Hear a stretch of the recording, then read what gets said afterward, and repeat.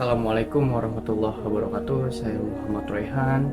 Saya akan menjelaskan Quran Surat Al-Imran ayat 190 dan 191 yang berbunyi.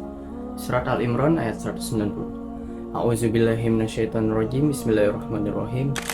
Inna fi khalqis samawati wal ardi wahtilafil laili wan nahari la ayatil laulil albab, yang artinya sesungguhnya dalam penciptaan langit dan bumi dan silih bergantinya malam dan siang terdapat tanda-tanda kebesaran Allah bagi orang yang berakal. Quran Surat Al-Imran ayat 190 dan Quran Surat Al-Imran ayat 191 berbunyi, A'udzubillahi minasyaitonirrajim. Bismillahirrahmanirrahim.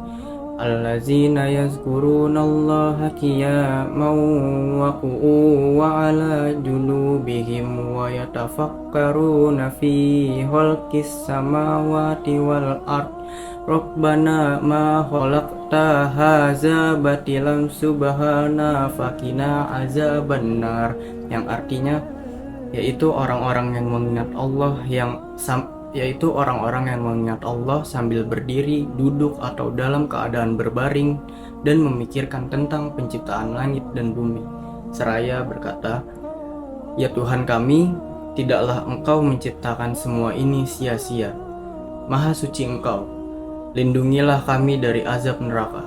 Quran Surat Al-Imran ayat 191. Asbabun Nuzul dan Tafsir Surat Al-Imran ayat 190 dan 191. Kedua ayat di atas adalah bantahan bagi kaum Yahudi yang mengklaim kefakiran Allah. Innallah ta'ala fakirun wa nahnu agniya. Pada kitab Lubabun Nukul fi Asbabin Nuzul karangan Jalaluddin As-Suyuti, Surat Al-Imran ayat 190 dan 191 diturun guna menjelaskan bukti kaum Yahudi mengklaim kefakiran Allah Subhanahu wa Ta'ala. Ibnu Abbas pada riwayat At-Tabarani dan Ibnu Abi Hatim mengatakan bahwa orang-orang Quraisy mendatangi orang-orang Yahudi dan bertanya kepada mereka, "Apa tanda-tanda yang dibawa Musa kepada kalian? Tongkat dan tangan yang putih bagi orang-orang yang melihatnya," kata orang-orang Yahudi. Kemudian orang-orang Quraisy itu datang kepada orang-orang Nasrani dan bertanya, "Apa tanda-tanda yang diperlihatkan Isa? Dia dulu menyembuhkan orang yang buta, orang yang sakit kusta, dan menghidupkan orang mati," jawab orang-orang Nasrani. Orang-orang Quraisy selalu mendatangi Nabi SAW dan berkata, "Berdoalah kepada Tuhanmu untuk mengubah Bukit Safa menjadi emas untuk kami." Setelah itu Rasulullah berdoa kepada Allah dan turunlah surat Al-Imran ayat 190 dan 191. Ayat 190 menjelaskan penciptaan langit dan bumi yang hikmahnya hanya dirasakan oleh ulul albab, yaitu orang-orang yang mengingat Allah Subhanahu wa Ta'ala. Hadis lain yang berkaitan dengan surah Al-Imran ayat 190 dan 191. Suatu hari ketika Bilal hendak azan subuh, ia mendapati Nabi Muhammad SAW sedang menangis. Bilal lalu bertanya, "Wahai Rasulullah, apa yang membuatmu menangis?" tanya Bilal. Nabi Muhammad SAW menjawab, "Apa yang dapat melarangku untuk menangis sedangkan telah turun kepadaku malam ini ayat yang berisi, sesungguhnya dalam penciptaan langit dan bumi dan pergantian malam dan siang terdapat tanda-tanda kebesaran Allah bagi orang-orang yang berakal." Kemudian beliau bersabda, "Celakalah bagi orang yang membacanya namun ia tidak mau merenungkannya."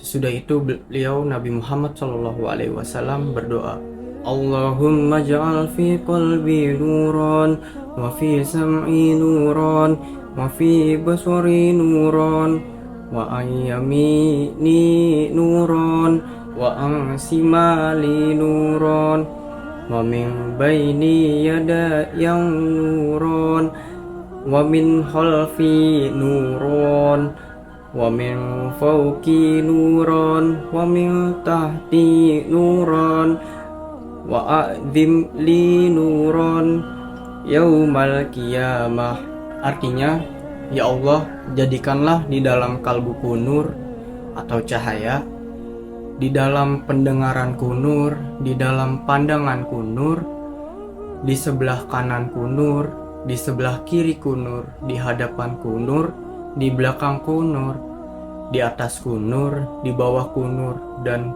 besarkanlah Nur bagiku kelak di hari kiamat.